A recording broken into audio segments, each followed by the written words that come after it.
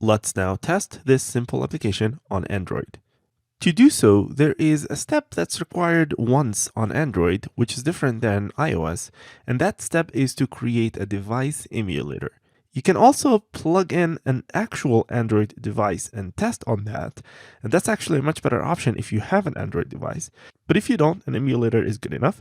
Also, an emulator allows you to test your application on many different Android devices with many different screens, for example.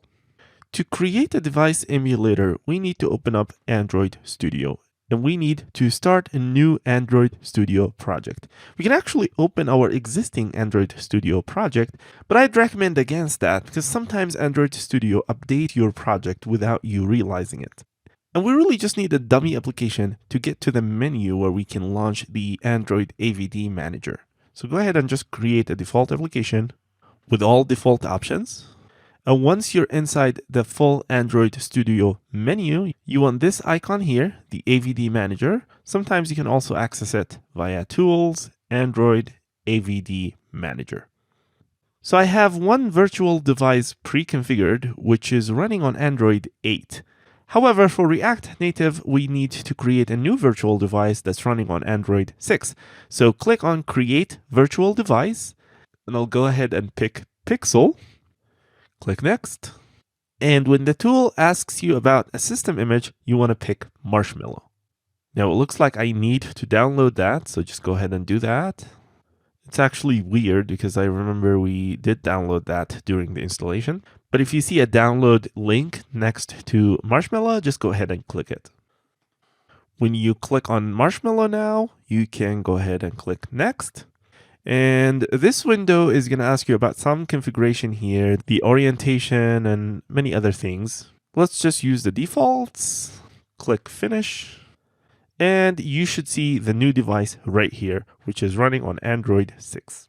Go ahead and launch this virtual device by clicking on this play icon here. And here is my Android emulator ready to run. To run the project for Android, first, make sure that you terminate the packager instance if it's still running. Then you might need to run this command, npm start -- reset cache. This is usually a good command to try first if you run into weird problems.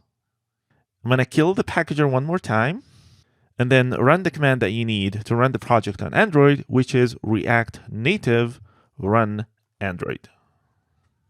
This will start the packager again, but it will be compiling the project for Android. When the command is done, you'll see the application loading in the emulator, and you'll see the exact same Welcome to React Native screen. Now, in my project here, which was generated on React Native 046, I still have an index.ios.js and index.android.js. If you generated your project on React Native 049 or higher, you'll only have an index.js file that should work for both platforms. However, an Android.js extension in your nested files is something that React Native will understand, and it will choose that file first if it exists when running the project on Android. This allows you to have custom code for both Android and iOS when needed. So I'll do a few changes in my index.android.js here. And to reload the Android app in the emulator, you can double press the R key. If you want to bring in the developer menu, you can press Command M. So let's go ahead and enable live reload, test that. And that seems to be working. If the application crashed, you can restart the command, or you can find it in the menu. So just click on this Android menu button, and you can see the application here somewhere. So just double click that, and that should reload the application. You can also normally force close an application just like you do in a normal phone. Very good. So I usually just run one simulator, just the iOS simulator, and do everything in the iOS. And once I implement a good phase, I'll switch gears and test things on Android and make things work on Android.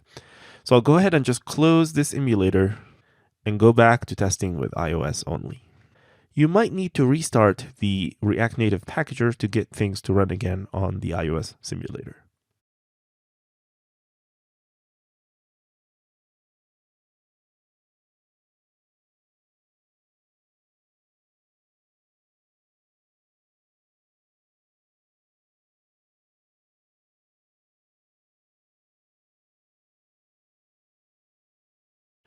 In the next video, we'll get a very basic introduction on using styles with React Native components.